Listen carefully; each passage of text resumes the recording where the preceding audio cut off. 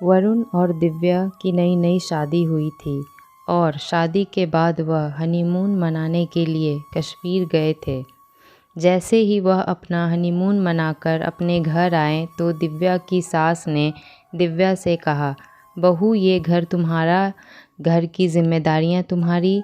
मैं अपनी पोस्ट से रिटायर। टांग पर टांग रखती हुई सुलोचना ने अपनी हनीमून से लौटी नवविवाहित बहू दिव्या से कहा, जी जी माँ जी। दिव्या ने सकपका कर कहा, ये तो होना ही था। ज़माना कितना भी आगे बढ़ जाए, कितनी ही मॉडर्न हो जाए, सास बहू के आने के बाद रिलैक्स हो जाती है। आखिर हर इंसान को एक समय के बाद अपना सब्स्टिट्यूट चाहिए होता है, जो उसका काम पूरी तरह संभाल ले और फिर वो रिटायर हो जाए। दिव्या रात को 4 बजे का अलार्म लगा ली। रात को ही सभी कामों की लिस्ट बना ली कि वह सुबह किस तरह सब काम जल्दी जल्दी निपटाएगी। ऑफिस से ली छुट्टियां ख़त्म हो जाने तक वो मम्मी जी की तरह एकदम प्रो अपने काम में माहिर बन जाना चाहती थी। वह अलार्म बजते ही वरुण झटके से भूकंप आ गया, भूकंप आ गया। अरे जानू, ये मेरे फ़ोन का अलार्म है, तुम तो हार्ट फेल ही कराओगी। आधी रात को उठकर कौन से काम करने हैं तुम्हें। रिंगटोन भी सोसाइटी के फायर अलार्म जैसी लगाई। मेरी तो जान ही निकल गई थी। इतनी सुबह कौन से काम करने हैं तुम्हें। मम्मी भी 6 बजे उठती है दूध वाले भैया की घंटी से। वरुण चादर तानकर सो गया। कितनी सही है ना इन मर्दों का हिसाब किताब। शादी के पहले या बाद कोई चेंज नहीं आता। हमारा तो टाइम टेबल क्या, सारी दुनिया ही बदल जाती है। चलो अब उठो, लग जाओ काम पर। दिव्या ने नहा धोकर पूजा पाठ किया। कुकर की सीटियां बज गईं। दिन के लिए 2 सब्जियां, रोटियों का आटा लगा लिया। नाश्ते में क्या बनेगा, इसके लिए वह सास के उठने का इंतज़ार करने लगी। सास अपने टाइम से उठी। रसोई में नई नवेली बहू को एकदम तैयार देख उन्हें खुशी तो हुई, पर बहू का चेहरा उतरा हुआ था। क्या हुआ बहू रानी, चांद से चेहरे पर इतनी उदासी क्यों। ससुराल में तुम खुश नहीं हो। नहीं मम्मी जी, मैं तो बहुत खुश हूँ। वो जल्दी उठने की आदत नहीं है ना, दिव्या उबासी लेते हुए बोली। बेचारी बहू डर के मारे ही जल्दी उठ गई। सुलोचना जी की मिलिट्री में एक और मिलिटेंट भर्ती हो गया। मोहनलाल जी ने तंज कसा। सही में मम्मा आधी रात को उठकर बैठ गई। मैं तो घबरा ही गया था। वरुण पीछे से अंगड़ाई लेते हुए उठा। बहू मैं सब जल्दी उठते हैं, इसका मतलब ये नहीं कि तुम 4 बजे ही उठ जाओ। सबसे पहले उठो। ससुराल वाला दबाव लेकर उठोगी तो घर को अपना कैसे मान पाओगी। सुलोचना जी ने बहू को थोड़ी राहत दी। यानी वरुण ने जानबूझकर मुझे मम्मी जी के नाम से डरा रखा था। मेरे नाना जी आर्मी ऑफिसर थे, इसीलिए मेरी मम्मी घर में वैसा ही अनुशासन रखती है। ये और वो अब सब साथ रहकर ही सबको समझ पाऊंगी। दिव्या मन ही मन सोचते हुए पड़ोस में सुलोचना की सहेली प्रेमलता रहती थी। उसके पति सुबोध जी प्रॉपर्टी डीलर थे। वो नई बहू से मिलने अचानक ही सुलोचना के घर पहुंच गए। घंटी बजते ही दिव्या ने दरवाज़ा खोला। हाथों में चूड़ा, मांग में सिंदूर, माथे पर बिंदी, dark pink Punjabi suit, dark pink lipstick, सर पर पल्लू। प्रेमलता एक बार के लिए सिर्फ बहू को देखती रह गई। ओ वहीं खड़ी खड़ी मेरी बहू को नज़र लगाएगी या अंदर भी आएगी। मेरी बहू को तो तूने अपने ही रंग में रंग लिया। जैसी सुलोचना ने अपनी बहू की तारीफ़ की थी वैसी ही निकली। प्रेमलता ने दिव्या को बलाइयाँ ली। दिव्या ने प्रेमलता के पैर छुए। नमस्ते मौसी जी, जीती रह पुत्र। दोनों सहेलियाँ गले मिले एक दूसरे से इधर उधर की बातें करने लगे।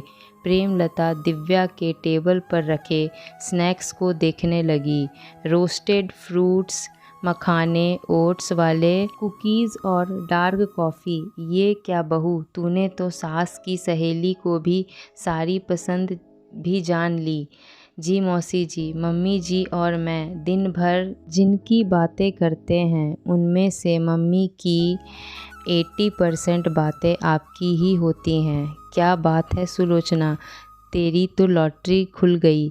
आज के ज़माने में कहाँ मिलती है दिल जीत लेने वाली बहू। तेरे कुछ अच्छे कर्म ही होंगे जो दिव्या बहू के रूप में मिली। बस भी कर, इतनी तारीफ़ भी मत कर, मेरी बहू का दिमाग ख़राब हो जाएगा, फिर मुझे घमंड हो जाएगा। फिर दोनों सहेलियां हंसने लगी। कुछ दिनों में प्रेमलता ने सुलोचना को फ़ोन किया कि वो एक बार वरुण और मोहनलाल जी को लेकर उनके घर आ जाए।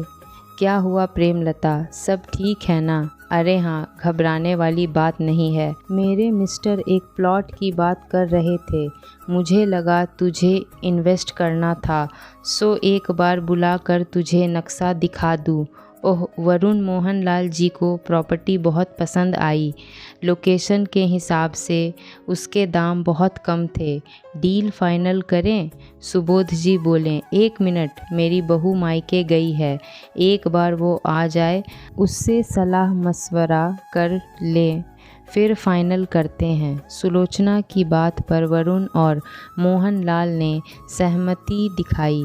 ये क्या सुलोचना, घर के महत्वपूर्ण फैसले घर के बड़े ही लेते हैं, बहू को इतने अधिकार देने की ज़रूरत नहीं कि उसके बिना तुम कोई फ़ैसला नहीं ले सकती। और वैसे भी ये कोई ड्रेस या ज्वेलरी नहीं जो बहू की सलाह ज़रूरी है, ये प्रॉपर्टी है। प्रेमलता ने लैपटॉप सुलोचना के आगे से नाराज़गी से हटाया। देखो प्रेमलता, मैंने बहू को सिर्फ जिम्मेदारियां ही नहीं, अधिकार भी दिए। कल जब उसे पता चलेगा कि उसकी अनुपस्थिति में हमने कोई प्रॉपर्टी फाइनल की है तो उसे दुख होगा।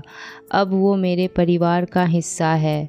जो फैसला हम तीनों मिलकर लेते थे, अब हम चारों मिलकर लेंगे। सुलोचना की बात सुन सुबोध जी ने प्रेमलता को इशारा किया कि जाने दे, छोटी सी बात से इतने सालों की दोस्ती न खराब करे। सुलोचना ने दिव्या के आते ही उसे नई प्रॉपर्टी के बारे में बताया। लैपटॉप में देखते ही दिव्या ने बता दिया कि ये प्रॉपर्टी लंबे समय से विवादग्रस्त है, तभी सस्ते में मिल रही। सुलोचना ने प्रेमलता को आगाह किया ताकि सुबोध जी इस प्रॉपर्टी की डील करवाकर मुसीबत में पड़ जाएंगे। प्रेमलता सुलोचना के घर आई, गले मिले, उसकी आवाज़ रुआसी हो गई। बाल बाल बच गई, तेरी दोस्त ने आज हमारी इज्जत बचा ली, नहीं तो समझ तेरे जीजा जी लंबा अंदर जाते। दिव्या बहू अपनी कंपनी की लीगल एडवाइज़र है तो समझ लो उसकी समझदारी से हम सब बच गए। मोहनलाल गर्व से कहने लगे। इतने में दिव्या के फ़ोन पर उसकी माँ का कॉल आया। दिव्या ने सास का इशारा कर वो अंदर कमरे में चली गई। प्रेमलता को थोड़ा अजीब लगा, ये कैसा इशारा करके गई बहू। सुलोचना प्रेमलता के कान के पास आकर, बहू के भाई का कॉलेज में किसी लड़की से अफेयर चल रहा था तो ये माँ को भाई की इंटरकास्ट मैरिज के लिए राज़ी कर रही। समधन जी सख्त खिलाफ है। क्या बात है सुलोचना, तेरी बहू तो मायके की छोटी छोटी बातें भी तुझसे शेयर करती है।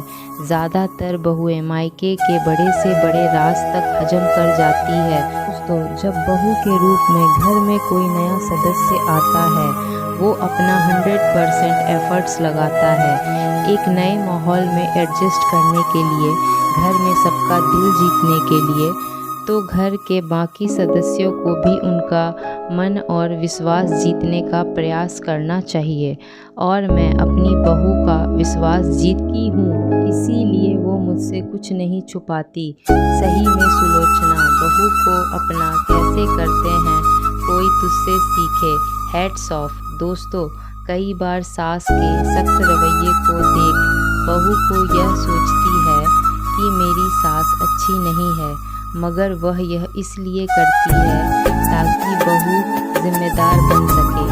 अगर बहू यह सोचे कि उसकी सास जो भी कर रही है उसमें उसकी भलाई है तो दोनों के लिए राह आसान हो जाती है। इसी प्रकार नई बहू को भी सिर्फ जिम्मेदारियां न देकर उन्हें घर के छोटे बड़े फैसलों में उसकी राय लेने का भी अधिकार देना चाहिए। घर के हर फैसलों में उन्हें शामिल कर उन्हें भी घर के सदस्य होने का बराबर हक देना चाहिए ताकि वह घर को पूरे मन से अपना सके। दोस्तों, ऐसी कहानियों को सुनने के लिए मेरे चैनल को सब्सक्राइब करें